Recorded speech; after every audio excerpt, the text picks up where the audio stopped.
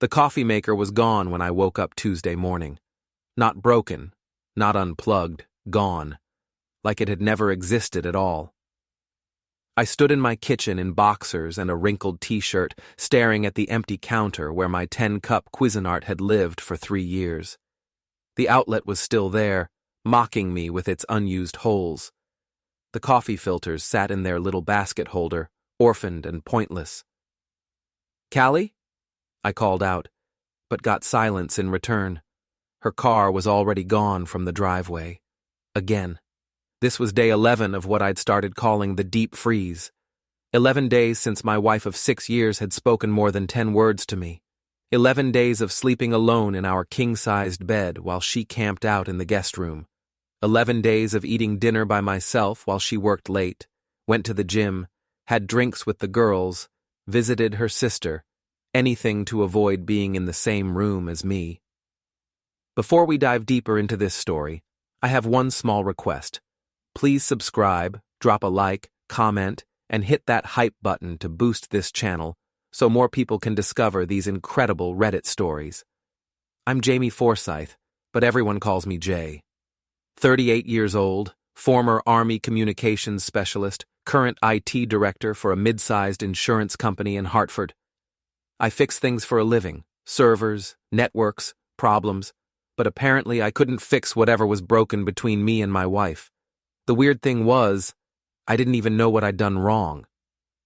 I grabbed my phone and scrolled through our text messages. The last real conversation we'd had was almost 2 weeks ago, about dinner plans. Since then, it was just logistics. Working late. Don't wait up. Taking car to shop tomorrow. I made instant coffee with hot tap water and tried to remember the exact moment everything went sideways.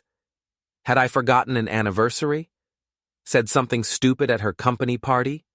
Left the toilet seat up one too many times? My phone buzzed.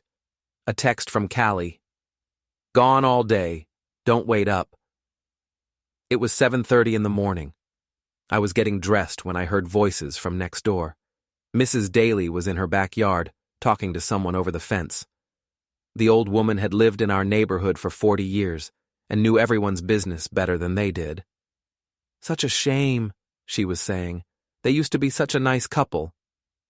I froze, one leg in my khakis.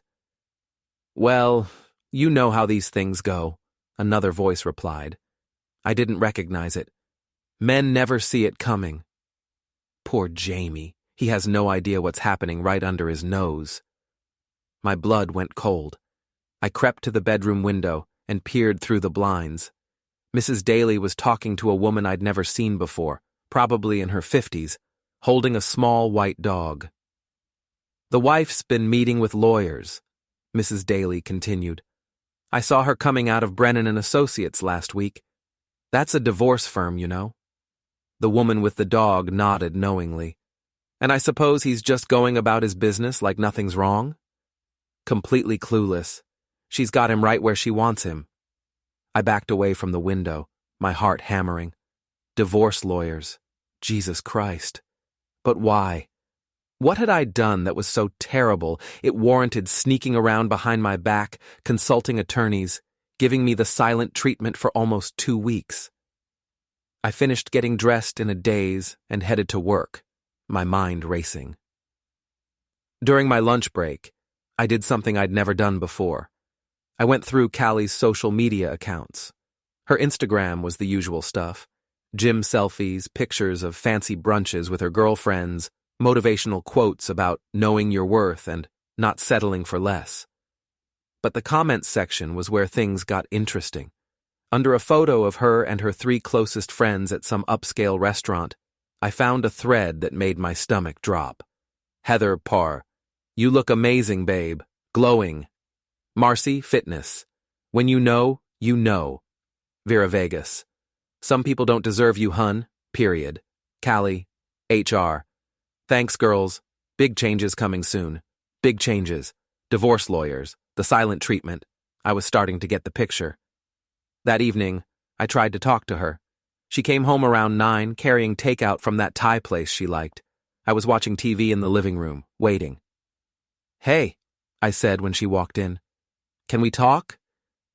She looked right through me like I was made of glass, walked straight to the kitchen, got a fork, and took her food upstairs to the guest room. I heard the door close and the lock click. I sat there for a long time staring at the blank TV screen, trying to figure out what kind of man I'd become that my own wife couldn't stand to be in the same room with me. The answer came the next morning, in the most humiliating way possible. I was running late for work and couldn't find my car keys anywhere. I checked all the usual spots: kitchen counter, coffee table, coat pockets. Nothing. I was about to call an Uber when I remembered I'd left my laptop bag in Callie's car the night before. Her Lexus was unlocked in the garage. I grabbed my bag from the back seat and was about to leave when I noticed her phone sitting in the cup holder. The screen was lit up with notifications. I shouldn't have looked, I know that. But after 2 weeks of being treated like I had the plague, I was desperate for answers. The phone wasn't locked. She'd never been paranoid about that kind of thing. The notifications were from a group chat called Brunch Squad: Callie, Heather, Marcy, and Vera. I opened it. What I found there changed everything. The conversation was from 3 days ago. Heather: "So how's the Invisible Man experiment going?" Callie: "OMG, it's working so well, he's like a lost puppy." Marcy: "I still can't believe you're actually doing this." Vera: "Remind me what the point is again." Heather: "It's simple psychology. You treat someone like they're invisible for long enough. They start to believe it. Makes them easier to control." Callie: "Exactly. By the time I'm ready to file, he'll be so grateful for any attention he'll sign whatever I put in front of him." Marcy: "Diabolical. I love it." Heather: "My divorce attorney swears by it. Says it's way more effective than fighting. Just freeze them out completely. No explanations, no arguments, nothing. They break down mentally and stop thinking clearly." Callie: "It's only been 2 weeks, and he's already falling apart. This morning he made coffee with tap water because I hid the coffee maker." Vera: "You hid the coffee maker?" Callie: "In the basement storage room, along with half his clothes and that stupid tool set he loves. I'm disappearing his stuff piece by piece. Gaslighting 101. Heather: "Brilliant. By the time you serve him papers, he'll think he's losing his mind." Marcy: "How much longer are you going to keep it up?" Callie: "Another week or 2. Then I'll hit him with the divorce papers and a sob story about how we've grown apart and I need space to find myself. He'll be so broken down, he'll agree to anything just to make it stop." Heather: "And you get the house, the cars, half his 401k? Callie: "All of it. He won't even fight me. Trust me, I know my husband. He's weak." I stared at the screen until the words blurred. My hands were shaking so badly I almost dropped the phone. They wanted to make me invisible. They thought I was weak. They had no idea who they were dealing with. I took screenshots of the entire conversation and sent them to my own phone. Then I put Callie's phone back exactly where I'd found it and walked calmly into the house. In the basement, I found my coffee maker, 3 boxes of my clothes, and my toolbox, all hidden behind some old Christmas decorations. I left everything exactly where it was. If Callie wanted to play games, I was happy to oblige. But she was about to learn that making someone invisible is a dangerous thing to do, because invisible people can go anywhere, do anything, and nobody sees them coming. I called in sick to work and spent the day planning. Not the emotional, half-assed kind of planning that most people do when their world falls apart. Military planning. Methodical, thorough, and absolutely ruthless. First, I drove to the bank and opened a new account at a different institution. Then I transferred exactly half of our joint savings, my legal right as a joint account holder. I left enough to cover the mortgage and utilities for 2 months because I'm not a complete bastard, but the rest was coming with me. Next stop was a lawyer's office. Not one of the fancy downtown firms Callie would use, but a scrappy solo practitioner named Rebecca Santos, who specialized in men's divorce rights. I'd found her online and liked her tagline: "When she takes the gloves off, we take them off too." Rebecca was a small, intense woman in her 40s, with prematurely gray hair and the kind of handshake that could crack walnuts. I showed her the screenshots from Callie's phone. "Holy shit," she said, scrolling through them. Actually, no, I don't apologize. This is some next-level psychological manipulation. Your wife and her friends are basically conspiring to commit emotional abuse. Is it illegal? Not technically, but it's going to make our divorce proceedings very interesting." She looked up at me with something like admiration. "Most men would have confronted their wives immediately after finding this.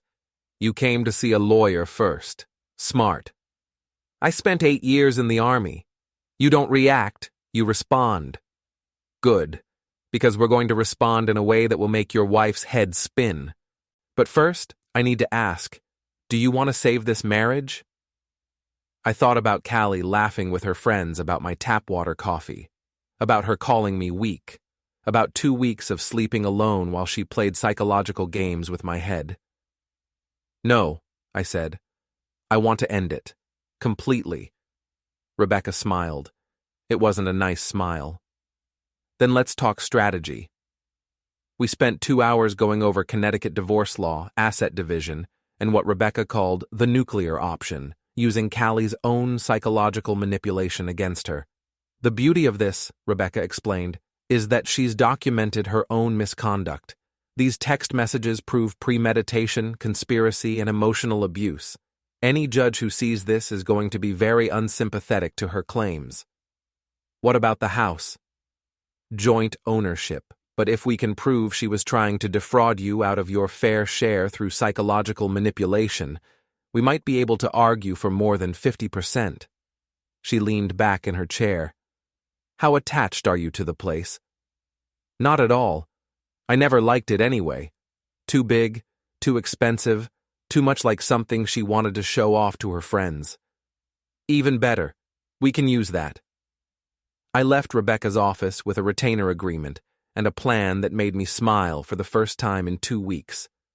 Phase 1 would begin immediately. That afternoon, I drove to a storage facility across town and rented a unit. Then I went home and began the most satisfying packing job of my life. I didn't take everything. That would have been too obvious.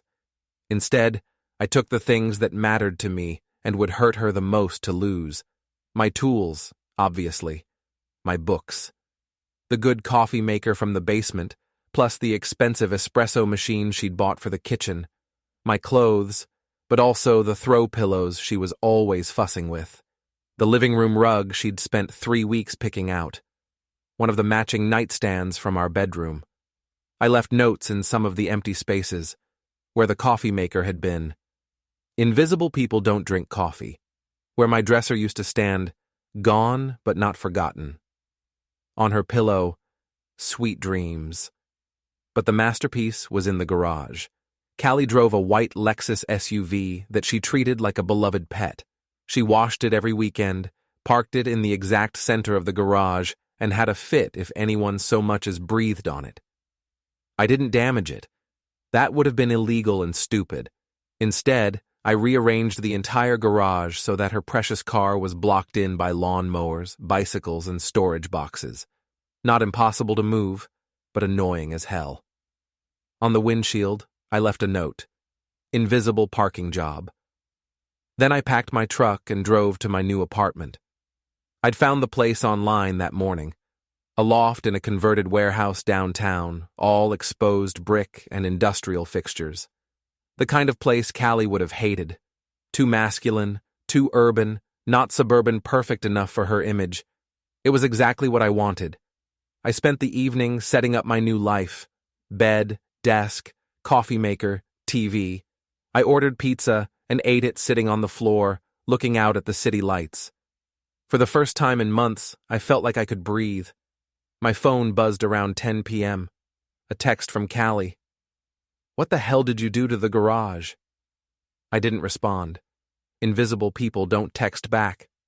20 minutes later, "Jamie, this isn't funny. I can't get my car out." Nothing. Then, "I know you're getting these. Answer me." I turned off my phone and went to bed. The next morning, I drove past the house on my way to work. Callie's car was in the driveway, parked crooked like she'd been in a hurry. The garage door was open, and I could see the chaos inside where she'd obviously moved everything around trying to get her car out. At work, I cleaned out my desk and submitted my resignation letter. 2 weeks' notice, professional and courteous. My boss, Dave, was shocked. "You're one of our best people, Jay. What's this about? Money? We can talk about a raise." "Personal reasons," I said. "I need a change." "This is awfully sudden. Is everything okay at home?" I almost laughed. "Everything's fine, Dave. Better than fine, actually." That wasn't entirely true yet, but it would be soon.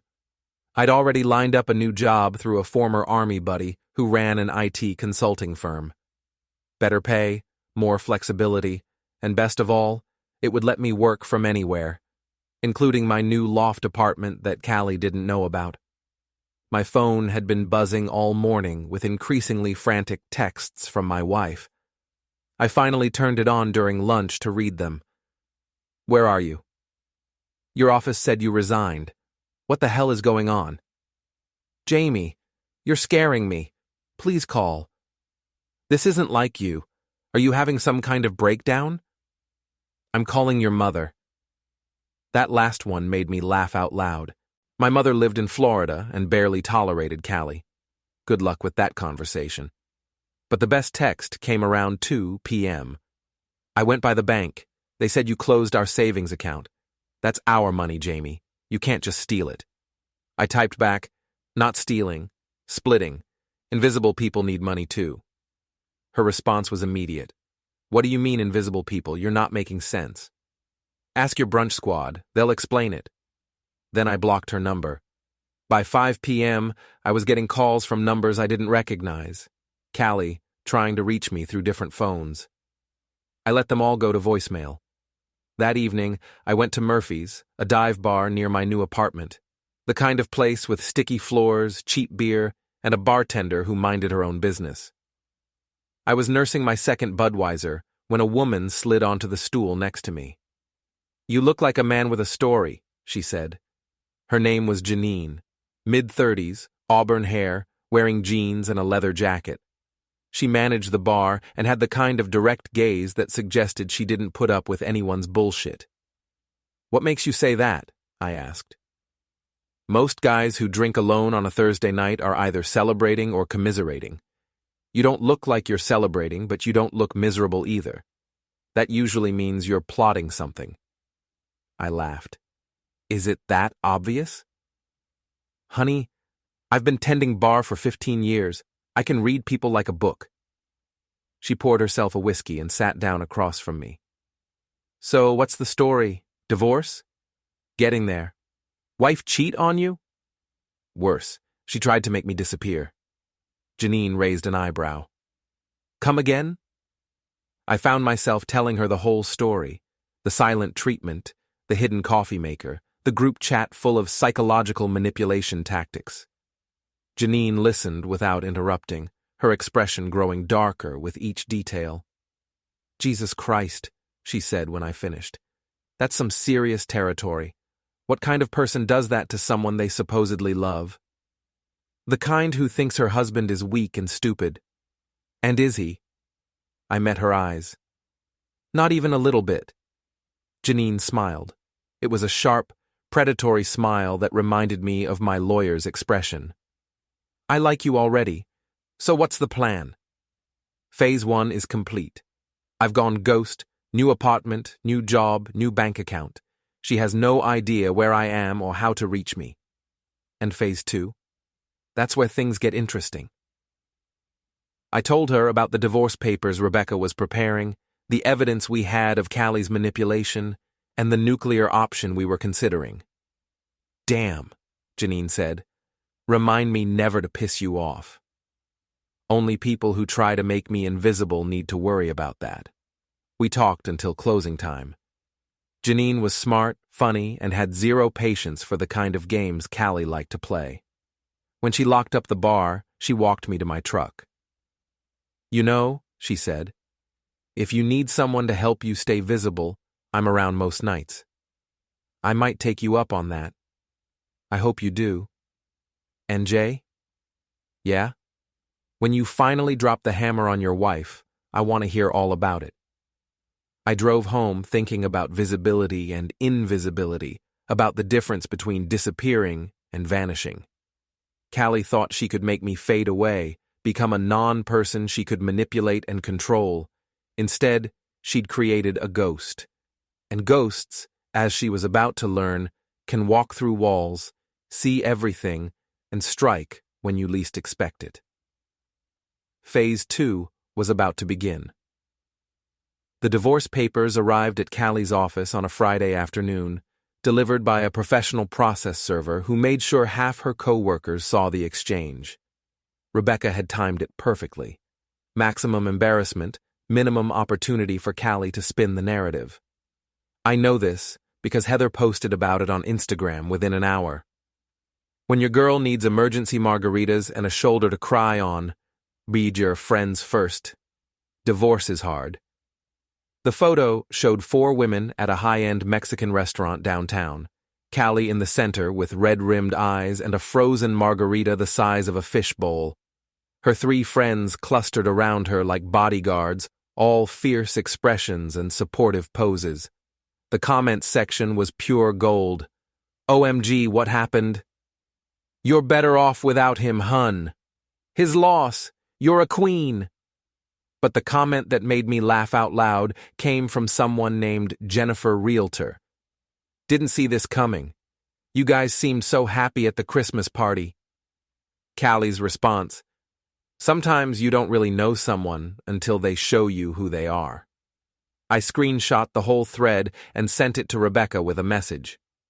Evidence of her spinning the narrative might be useful later. Her reply was immediate. Already on it. My investigator is monitoring all their social media accounts. Keep being a ghost, it's driving them crazy. She wasn't wrong.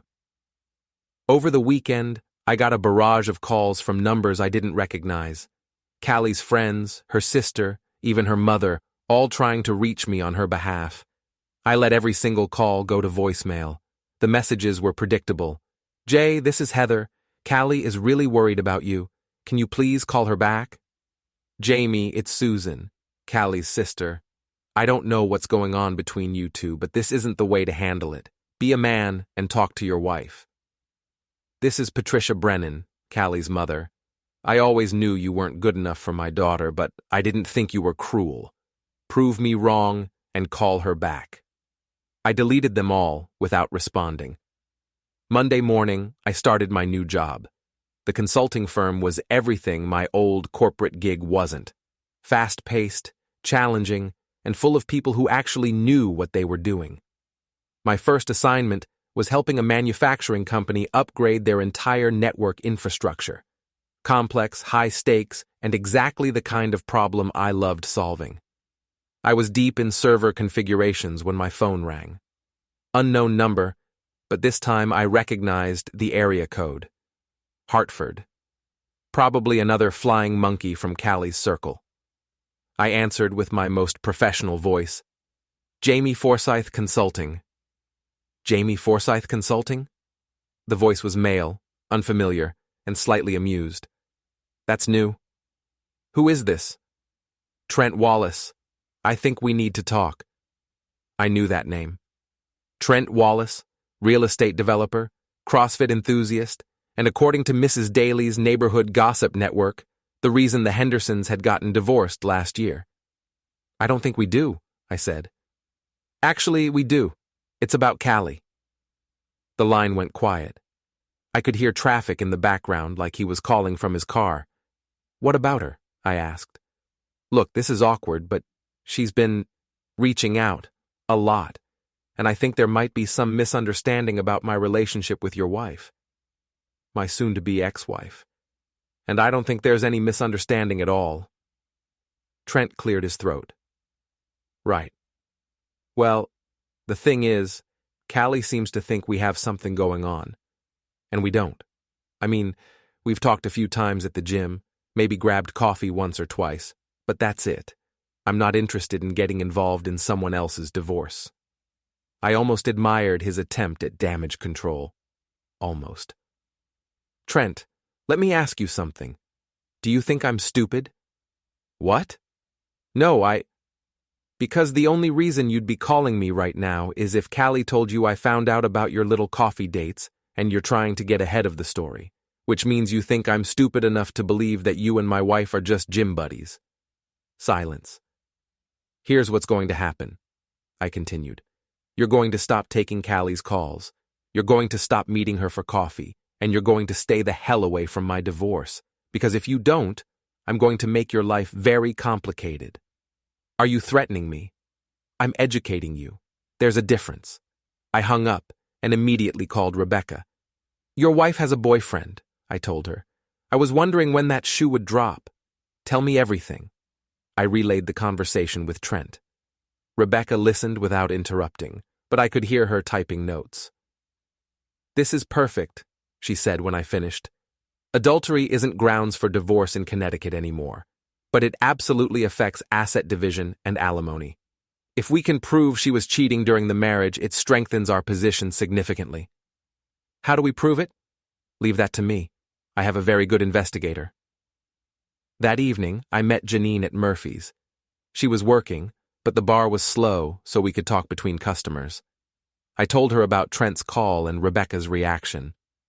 So, your wife is cheating, and her boyfriend is trying to distance himself, Janine said, wiping down glasses. Classic. The timing is interesting, though.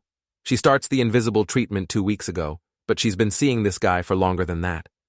Makes me wonder if the psychological manipulation was always about setting up the divorce in her favor. You think she planned this whole thing? I think my wife is a lot more calculating than I gave her credit for. A customer at the other end of the bar signaled for another beer. Janine served him and came back to our conversation. So what's your next move? I'm going to stay invisible a little longer. Let her and her friends think they're winning while Rebecca's investigator does his thing. Then, when we have everything we need, you drop the hammer. Exactly. I like the way you think. Janine leaned across the bar, close enough that I could smell her perfume. You know, if you want to really mess with her head, you could always make yourself visible in the right places. Let her see you moving on. What do you mean? I mean, show up somewhere you know she'll be, with someone who's clearly not devastated by the divorce. She smiled. Someone who makes it obvious that you're doing just fine without her. The idea had merit. Callie's whole strategy depended on me being broken down and desperate. If she saw that I was not only surviving, but thriving, it would undermine everything she thought she knew about me. Where would you suggest? There's a wine bar downtown called Vintage. Very trendy, very see and be seen. Her type of place. I bet if you checked her Instagram, you'd find pictures of her there with her friends. I pulled up Callie's Instagram and scrolled back through her recent posts. Sure enough, there were multiple photos from Vintage over the past few months. Her and the brunch squad, raising wine glasses and making duck faces at the camera. Saturday night? I asked. Saturday night, Janine agreed. But we're not going to sneak around or hide in the corner. We're going to walk in like we own the place and have the best damn time of our lives. What if she causes a scene? Honey, I've been dealing with drunk women for 15 years. Trust me, I can handle your wife. Saturday night, I put on my best shirt and picked up Janine at her apartment. She looked incredible. Black dress, heels, hair done up in a way that made her look like she belonged on a magazine cover. Damn, I said when she opened the door. You clean up pretty nice yourself. She grabbed her purse and a leather jacket. Ready to make your wife's head explode? Vintage was exactly the kind of place I'd expected. Exposed brick walls, dim lighting, and wine prices that could fund a small country's defense budget. The hostess seated us at a table with a perfect view of the entire restaurant. We ordered a bottle of wine that cost more than most people spent on groceries in a week and settled in to wait. Janine was good company, funny and smart and completely comfortable in her own skin. We talked about everything except my divorce, and for the first time in months, I felt like myself again. Callie arrived at 9:30 with her usual entourage. Heather, Marcy, and Vera all dressed to kill and ready for a girls' night out. They got a table across the room, but I could see them clearly. "That's them," I told Janine. "The blonde in the red dress is your wife?" "That's her." Janine studied Callie with the analytical gaze of a bartender sizing up a potential problem customer. "She's pretty, I'll give her that. But she looks high maintenance as hell. You have no idea." It took about 10 minutes for Callie to notice me. I saw the exact moment it happened. She was laughing at something Heather said, scanning the room with that casual social awareness all popular girls develop when her gaze landed on our table. Her face went through a series of expressions in rapid succession. Surprise, confusion, anger, and something that might have been hurt. She said something to her friends, and all four heads turned in our direction. "Showtime," Janine murmured. She reached across the table and took my hand, leaning forward like I'd just said something incredibly charming. I played along, laughing and looking into her eyes like she was the only person in the room. From my peripheral vision, I could see Callie's table buzzing with activity, phones coming out, probably texting each other even though they were sitting right there. Classic behavior for women who'd never learned to handle conflict directly. "She's staring," Janine said without looking over. "Let her stare." We ordered dinner and another bottle of wine.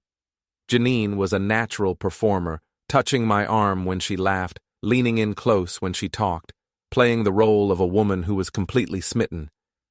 But the weird thing was, it didn't feel like an act. We had genuine chemistry, genuine connection.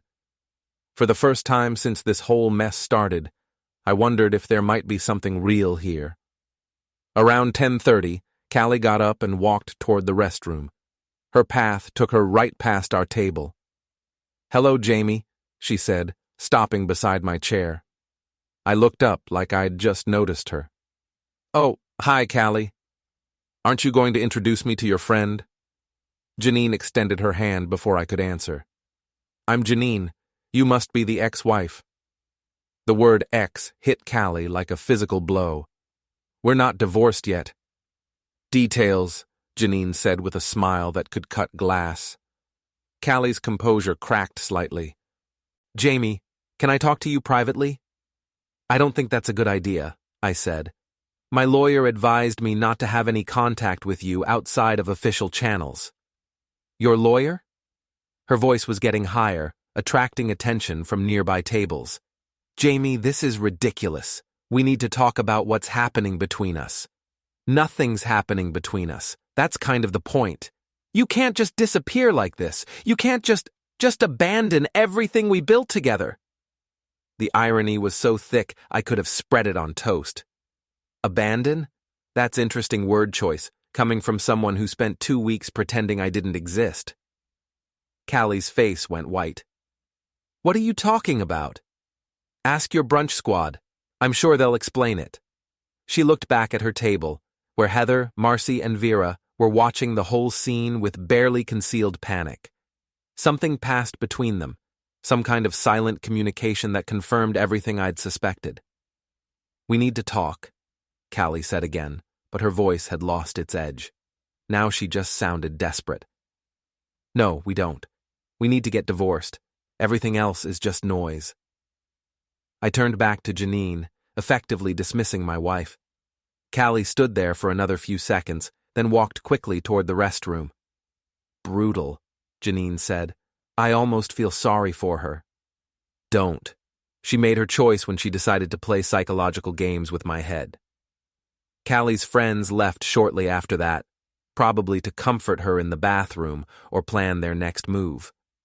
Janine and I finished our dinner in peace, talking and laughing like we'd known each other for years instead of days. When we left the restaurant, I felt lighter than I had in months. The invisible man was becoming visible again, but on his own terms. And judging by the look on Callie's face, She was finally starting to understand that she'd picked a fight with the wrong person. Phase 3 was about to begin. Rebecca's investigator was worth every penny I was paying him. His name was Mike Chen, a former cop who specialized in divorce cases, and he had a talent for finding dirt that would make a forensic accountant weep with joy. "Your wife and Mr. Wallace have been very careless," he told me during our Monday morning meeting. "Hotel receipts, restaurant charges on credit cards, even a weekend trip to the Berkshires last month that she told you was a girls' spa retreat." He slid a manila folder across Rebecca's desk. Inside were photos, receipts, and a detailed timeline that painted a very clear picture of my wife's extracurricular activities. "How long has this been going on?" I asked. "At least 4 months, possibly longer. But here's the interesting part." Mike pulled out a bank statement. "She's been paying for everything. Hotels, dinners, even some expensive gifts. Either Mr. Wallace is broke, or he's smart enough not to leave a paper trail on his own accounts." Rebecca studied the documents with the focused intensity of a surgeon. "This is better than I hoped. Not only can we prove adultery, but we can show that she was using marital assets to fund the affair. That's going to make the judge very unhappy." "What about the psychological manipulation angle?" "Oh, we're absolutely using that too. Between the text messages and this evidence of premeditated adultery, we can paint a picture of someone who was systematically planning to defraud you out of your fair share of the marital assets." Rebecca looked up from the papers. "How do you feel about playing hardball?" "What do you mean?" "I mean, we could probably settle this quietly and get you a decent deal, or we can go nuclear and make sure everyone knows exactly what kind of person your wife is. The choice is yours."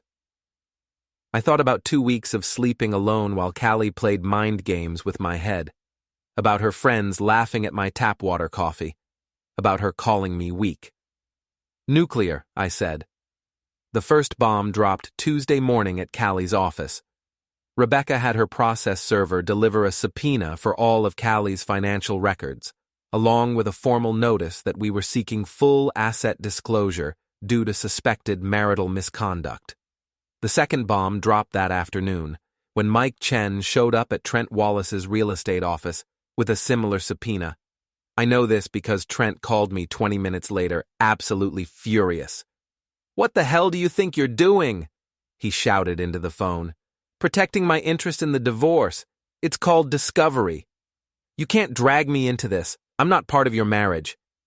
"Actually, you kind of are.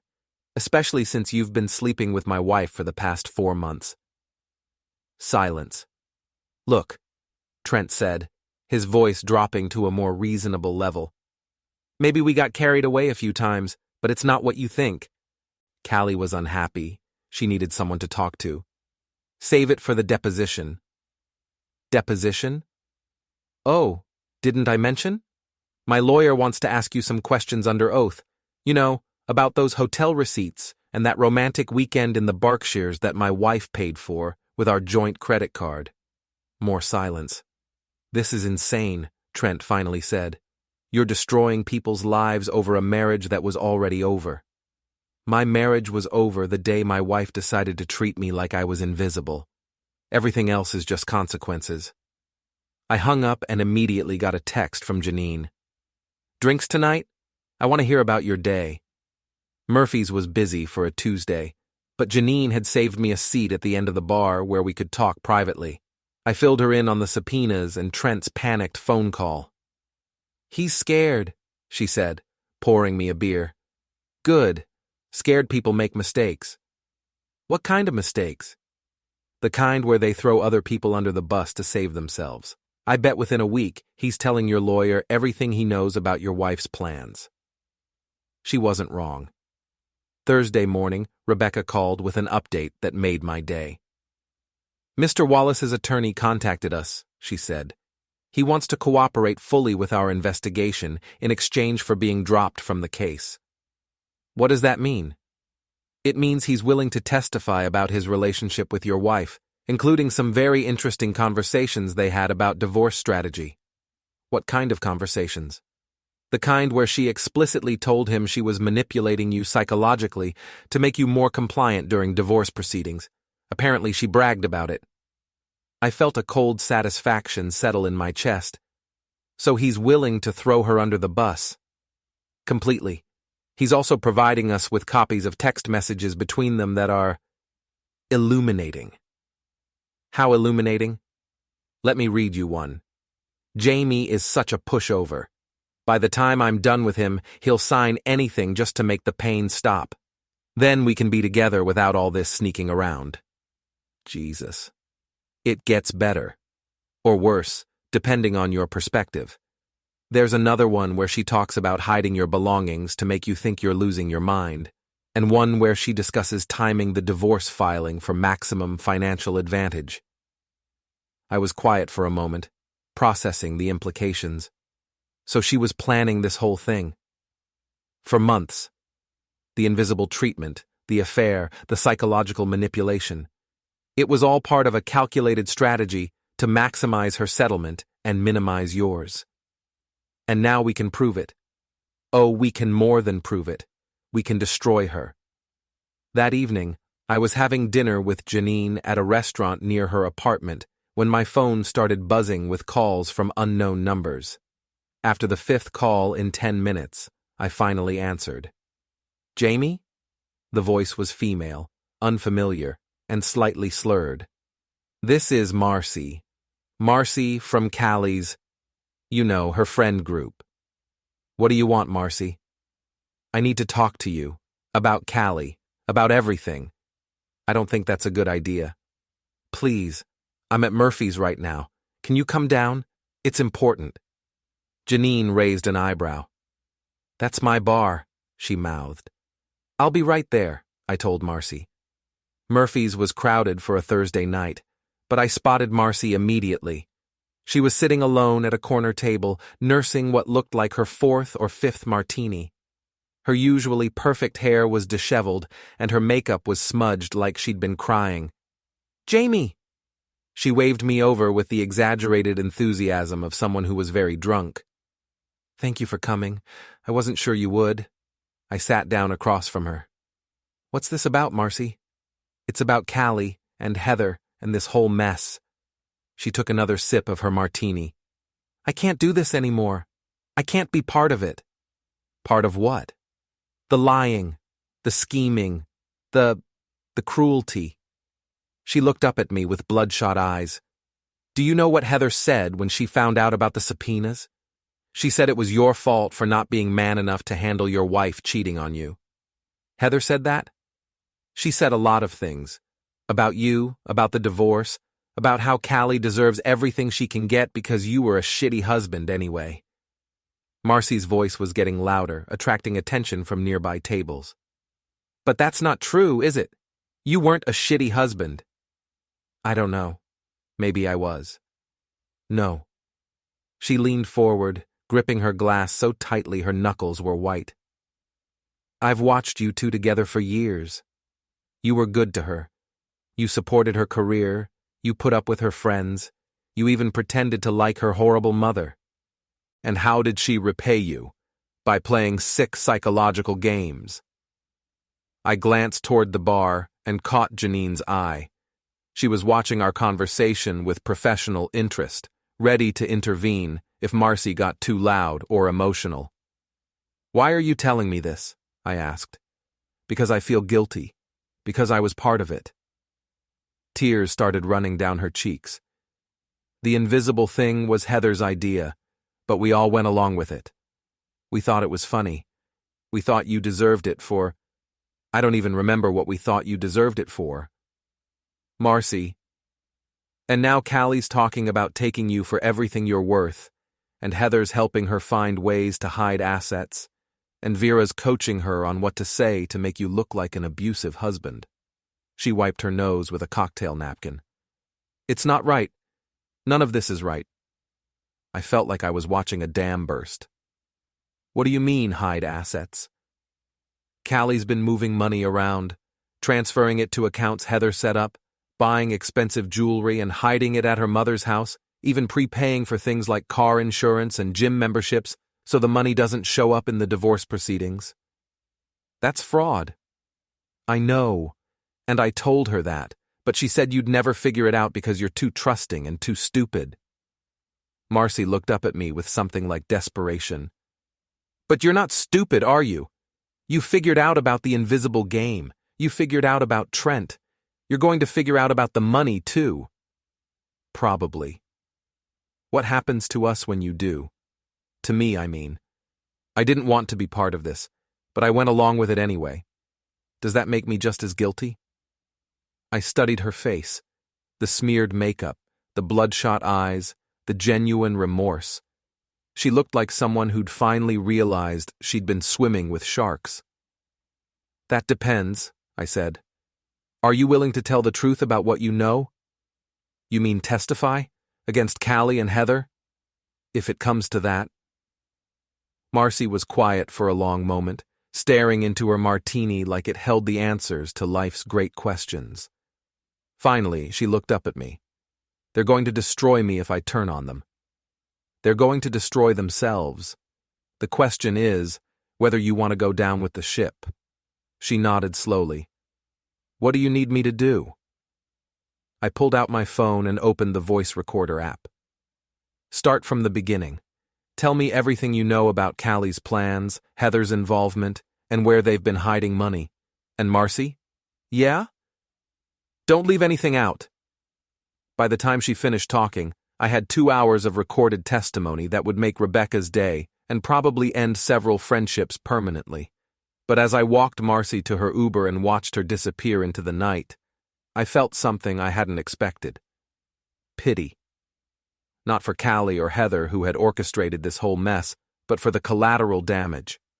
People like Marcy, who had gone along with something cruel because it seemed easier than standing up to their friends. The invisible man was becoming visible again, and the view from the surface was uglier than I'd imagined.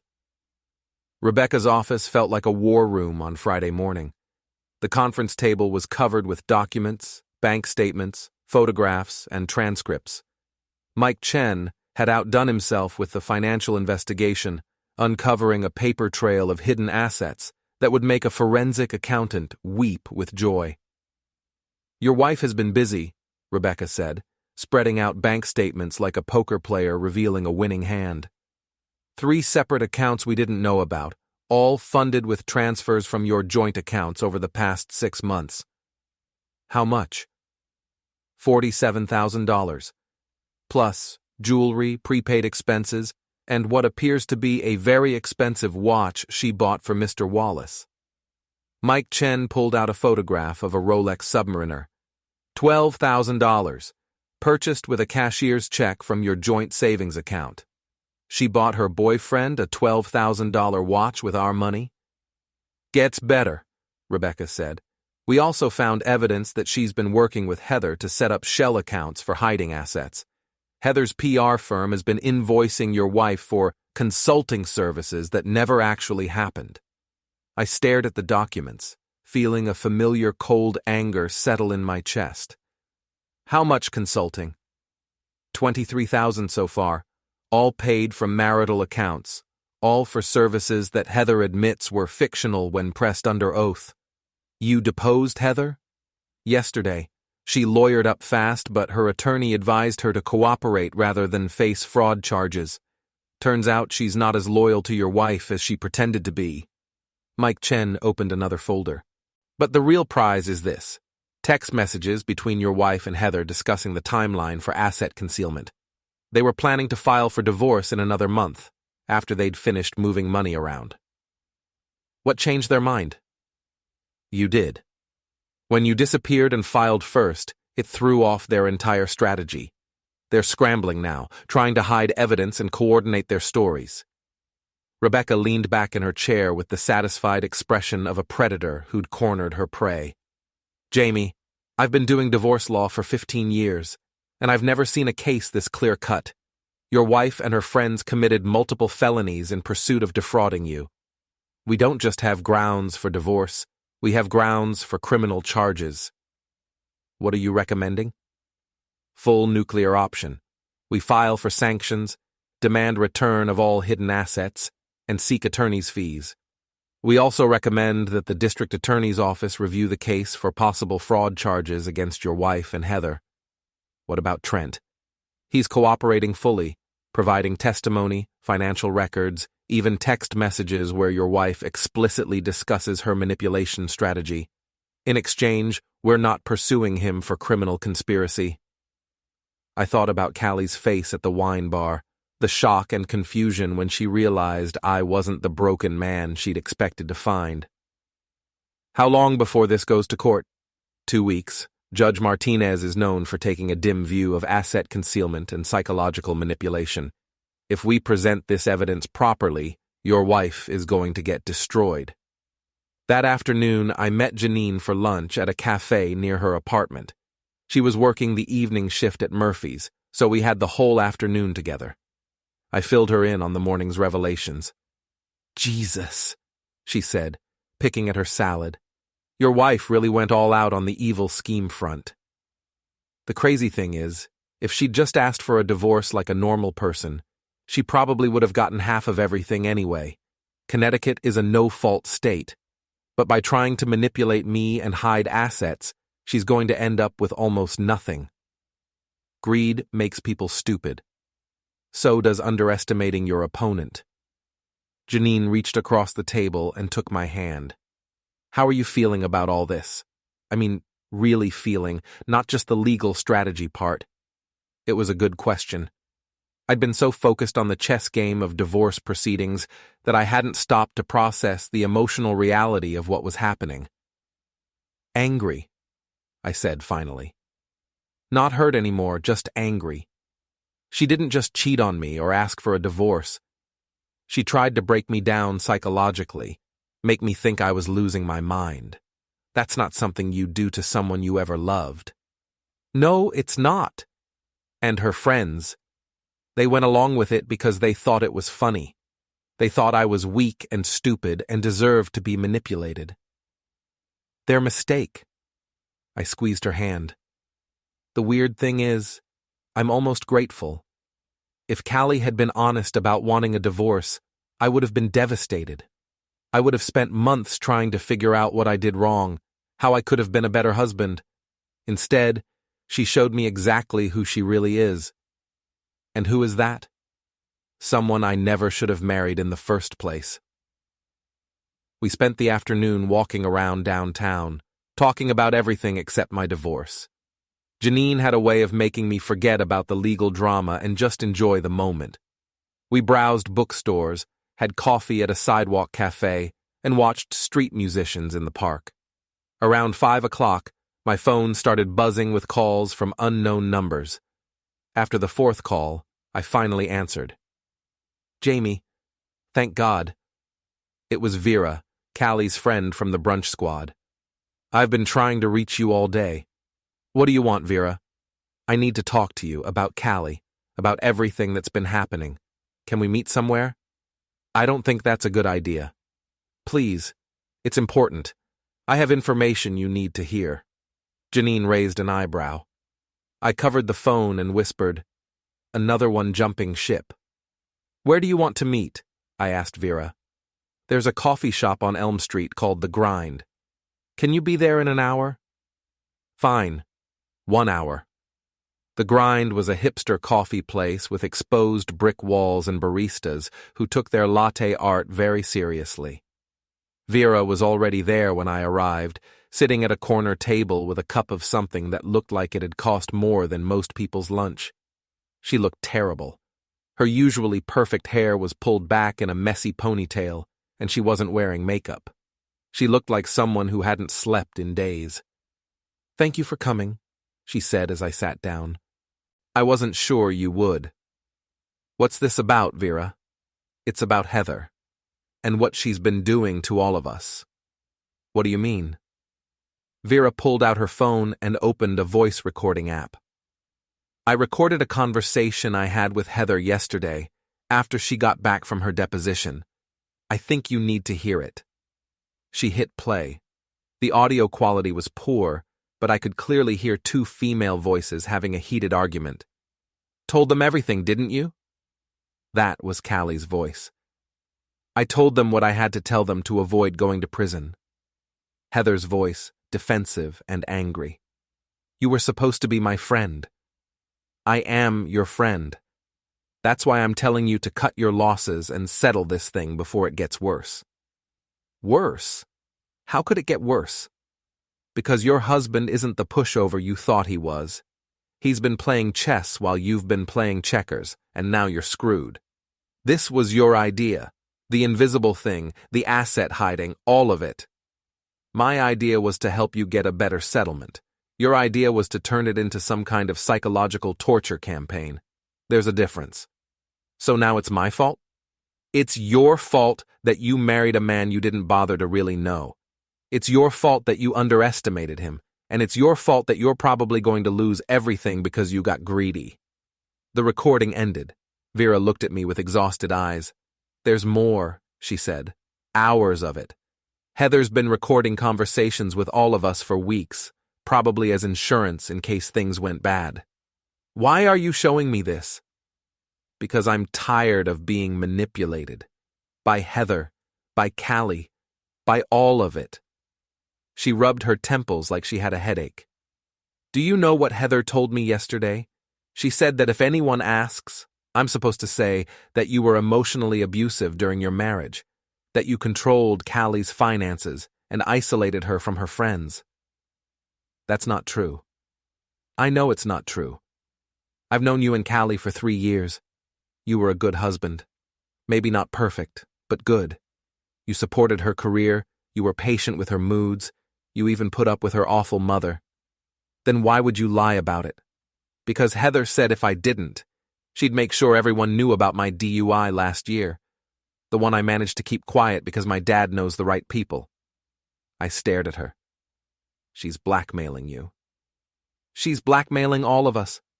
Marcy's got gambling debts that Heather helped her hide from her husband. Callie's got the affair with Trent, plus all the asset concealment. Heather's been collecting leverage on everyone in our group for years. Why? Control, power, I don't know. Maybe she's just a sociopath. Vera looked up at me. The point is, I'm done. I'm not lying for her anymore, and I'm not letting her destroy my life to protect Callie's. She pulled a flash drive out of her purse and slid it across the table. Everything's on there. Recordings, text messages, emails. Enough to show that Heather orchestrated most of this mess and manipulated the rest of us into going along with it. I picked up the flash drive. What do you want in return? Nothing, just, when this all comes out, remember that some of us were victims too.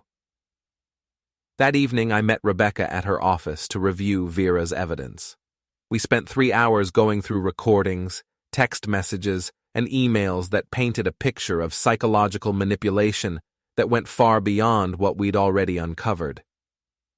This is incredible, Rebecca said, scrolling through a series of text messages where Heather coached Callie on how to gaslight me more effectively. Your wife's friend is a genuine sociopath. What does this mean for the case? It means we're not just dealing with a cheating spouse anymore. We're dealing with a conspiracy that involves fraud, blackmail, and systematic psychological abuse. The district attorney is going to be very interested in this. And Callie? Rebecca looked up from the documents with something that might have been pity. Your wife is going to prison, Jamie. Maybe not for long, but she's going to do time. I should have felt satisfaction at that moment. After weeks of being manipulated and gaslighted, justice was finally within reach. But instead, I felt something closer to sadness. Not for Callie, who had made her choices, but for the waste of it all. The years we'd spent together, the life we could have had if she'd been a different person. When do we file the criminal complaint? I asked. Monday morning. And Jamie? Yeah? You might want to prepare yourself. When this hits the news, it's going to be a circus. I thought about Callie's Instagram posts, her carefully curated image of success and happiness, about Heather's PR firm and her obsession with appearances, about all the people who thought they knew us as a couple. Let it be a circus, I said. It's time for everyone to see who they really are. The story broke on Wednesday morning, courtesy of a reporter from the Hartford Current who had been following white-collar crime cases. The headline read, "Local HR Director Charged with Fraud in Divorce Scheme." By noon, it was trending on local social media. By evening, it had been picked up by regional news outlets. The story had everything journalists loved: wealthy suburbanites, psychological manipulation, hidden assets, and a revenge plot that had backfired spectacularly. I was at my new office when Rebecca called with an update. "The district attorney filed charges this morning," she said.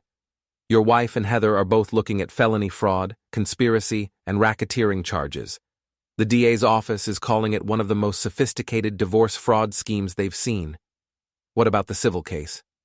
"Judge Martinez reviewed our evidence yesterday. He's awarding you 75% of all marital assets, plus attorney's fees, plus punitive damages for the psychological manipulation. Your wife is going to walk away from this marriage with almost nothing." I should have felt victorious, but mostly I felt tired. When does she go to trial? Probably not for 6 months, but her attorney called this morning wanting to discuss a plea deal. Apparently, she's finally ready to admit that trying to manipulate you was a mistake. That afternoon, I drove past our old house for the first time since I'd moved out. There was a "for sale" sign in the front yard, and Callie's Lexus was nowhere to be seen. Mrs. Daly was in her garden, and she waved when she saw me. "Jamie," she called out, "I've been reading about you in the paper. Good for you, standing up for yourself like that." I pulled over and walked to her fence. "How's the neighborhood been?" "Quiet since your wife moved out. She's staying with her mother now, I heard. The house has been empty for a week." "Any offers on it?" "Oh, honey, nobody's going to buy that place now. Not with all the publicity. People don't want to live in a house that was in the news for fraud." I looked at the house where I'd spent 6 years of my life, trying to feel some kind of nostalgia or regret. Instead, all I felt was relief that I'd never have to pretend to be happy there again. That evening, Janine and I had dinner at a restaurant downtown. It was the same place where I'd first told her about Callie's manipulation games, but everything felt different now. The legal drama was essentially over, the criminal charges had been filed, and I was finally free to think about what came next. "So what's the plan now?" Janine asked over dessert. "Besides counting your money and enjoying your vindication." "I don't know. I've been so focused on the divorce that I haven't thought much about the future." "Maybe it's time to start." She was right.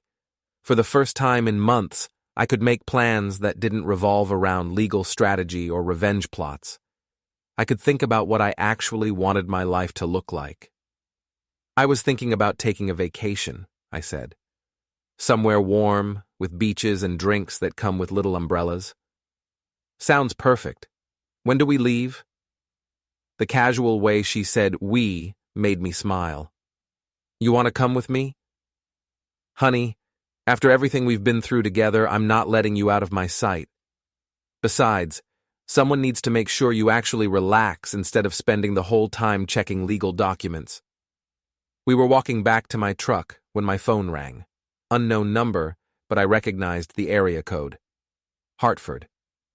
"Jamie?" The voice was barely a whisper. "It's Callie." I stopped walking. Janine looked at me with concern. "What do you want, Callie?" "I need to see you. To talk to you. Please." "I don't think that's a good idea. You're facing criminal charges, and my lawyer—" "Please." Her voice broke. "I know I don't deserve it, but I need to explain. I need you to understand why I did what I did." I looked at Janine, who shrugged. "Your call," she mouthed. "Where?" I asked. "The park where we used to walk Murphy. Can you meet me there in an hour?" Riverside Park was almost empty at 9 o'clock on a Wednesday night. I found Callie sitting on a bench near the pond where we used to bring our old dog before he died 2 years ago. She looked terrible, thin, pale, wearing clothes that looked like she'd slept in them. "Thank you for coming," she said without looking at me. "You've got 5 minutes. I know you hate me. I know you think I'm a terrible person. And maybe I am." She finally looked up, and I could see that she'd been crying. But I need you to know that I never meant for it to go this far. How far did you mean for it to go? I don't know. I was angry and hurt, and Heather kept telling me that you didn't appreciate me, that you were taking me for granted. She said the invisible treatment would make you realize how much you needed me. So you decided to gaslight me for 2 weeks. I thought if I made you feel like you were losing me, you'd fight for me. You'd show me that you cared. I stared at her. You thought psychological manipulation would make me love you more? It sounds insane when you say it like that. It is insane. And it's not the worst thing you did. You cheated on me, Callie, for months. You stole money from our joint accounts. You tried to hide assets so you could screw me over in the divorce. I know. Her voice was barely audible. I know I did terrible things, but I was scared. Scared of what? Of being alone, of starting over, of admitting that our marriage was over. She wiped her eyes with the back of her hand. Heather said if I was smart about it, I could get enough money in the divorce to start fresh. She said you'd never figure it out because you trusted me too much. She was right about one thing. I did trust you too much. Jamie, I'm going to prison.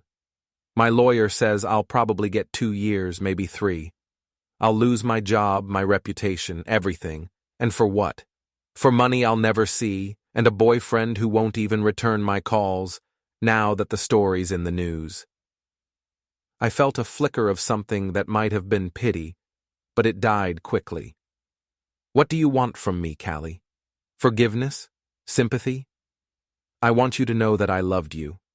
Maybe not the way I should have, maybe not enough, but I did love you. And I'm sorry I threw it all away for something so stupid. You didn't throw it away for something stupid. You threw it away because you thought I was weak and you could manipulate me. The only stupid thing was underestimating me. She nodded, tears streaming down her face. I know. And now I've lost everything, and you're better off without me. Yeah, I am. It was harsh, but it was true. Looking at her now, I couldn't remember what I'd ever seen in her. The woman I'd married had been confident, ambitious, and beautiful. This woman was broken, desperate, and pathetic. Will you ever forgive me? She asked. I don't know. Maybe someday. But not today. I stood up to leave. Callie? Yeah? Next time you want to make someone invisible, make sure they can't see you coming. I walked back to my truck, where Janine was waiting with coffee and a sympathetic smile. How was it? She asked. Pathetic. She wanted me to feel sorry for her. Do you? A little, but not enough to matter. We drove back to my apartment in comfortable silence. For the first time since this whole mess started, I felt like I could finally close the book on my marriage and start writing the next chapter of my life. 3 months later, Callie pled guilty to fraud and conspiracy charges and was sentenced to 18 months in federal prison. Heather got 2 years for racketeering and was disbarred from practicing public relations in Connecticut. Trent moved to Florida and changed careers. Marcy and Vera testified for the prosecution and received probation. The last I heard, they weren't speaking to each other. The house sold eventually, at a significant loss due to all the negative publicity. I didn't care. I used my share of the proceeds to buy a small cabin on a lake in New Hampshire, where Janine and I spend weekends fishing and pretending to be normal people. My consulting business is thriving.